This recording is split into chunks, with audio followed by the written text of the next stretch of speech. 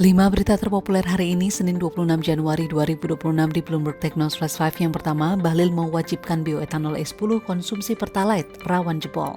Peneliti energi independen Ahmad Hanan menyatakan rencana mandatori bioetanol E10 justru berisiko mendorong lonjakan konsumsi BBM subsidi seperti Pertalite. Hal ini dikarenakan harga bensin bioetanol lebih mahal dibandingkan bensin non-subsidi, sementara masyarakat Indonesia sangat sensitif terhadap harga.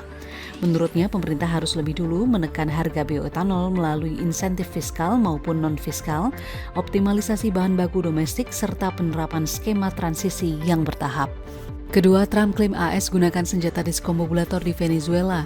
Presiden Amerika Serikat Donald Trump mengklaim militer AS gunakan senjata bernama diskombobulator dalam operasi yang menggulingkan Nicolas Maduro di Caracas awal Januari 2026. Trump menyebut senjata itu membuat peralatan musuh tidak berfungsi termasuk roket buatan Rusia dan Tiongkok. Lebih lanjut, Trump menyatakan saat pasukan Venezuela mencoba meluncurkan senjata, seluruh sistem mereka gagal beroperasi. Sementara hingga kini Gedung Putih belum memberi penjelasan rinci soal teknologi tersebut.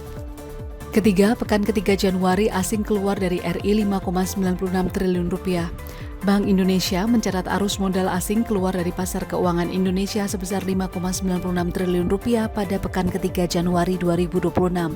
Dana asing tersebut berasal dari jual neto saham 2,67 triliun rupiah, pasar SBN 1 triliun rupiah, dan SRBI 1,85 triliun rupiah. Meski demikian, sejak awal tahun 2026, modal asing secara kumulatif masih tercatat masuk 9,91 triliun rupiah. Seiring keluarnya dana asing, premi risiko investasi Indonesia mengalami kenaikan tercermin dari naiknya kredit default swap menjadi 73,28 basis point. Bank Indonesia menegaskan terus memperkuat koordinasi dengan pemerintah menjaga stabilitas pasar. Keempat, mengenal whipping, tabung gas yang disalahgunakan.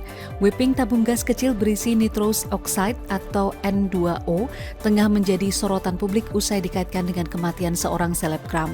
Produk ini sejatinya digunakan secara legal di industri kuliner untuk membuat whipped cream serta di dunia medis sebagai anestesi ringan. Namun masalah muncul saat nitrous oxide disalahgunakan dengan cara dihirup langsung tanpa oksigen pendamping. FDA Amerika Serikat memperingatkan praktik ini dapat menyebabkan hipoksia atau kekurangan oksigen yang berbahaya. Pakar medis menegaskan nitrous oxide aman hanya jika digunakan sesuai prosedur dan pengawasan. Kelima, Menteri KKP pingsan saat pelepasan jenazah korban ATR. Menteri Kelautan dan Perikanan Sakti Wahyu Trenggono pingsan saat upacara penghormatan dan pelepasan jenazah korban kecelakaan pesawat ATR 42500. Peristiwa terjadi saat Trenggono maju ke podium sebelum akhirnya terjatuh dan segera dibawa keluar lokasi acara. Upacara tersebut digelar untuk pilot Kapten Andi Dahananto serta 2 pegawai KKP lainnya yang menjadi korban. Hingga kini pihak KKP belum memberikan keterangan resmi terkait kondisi sang menteri. Suasana haru menyelimuti prosesi di tengah upaya SAR yang masih mengevakuasi korban di Gunung Bulu Saraung, Sulawesi Selatan.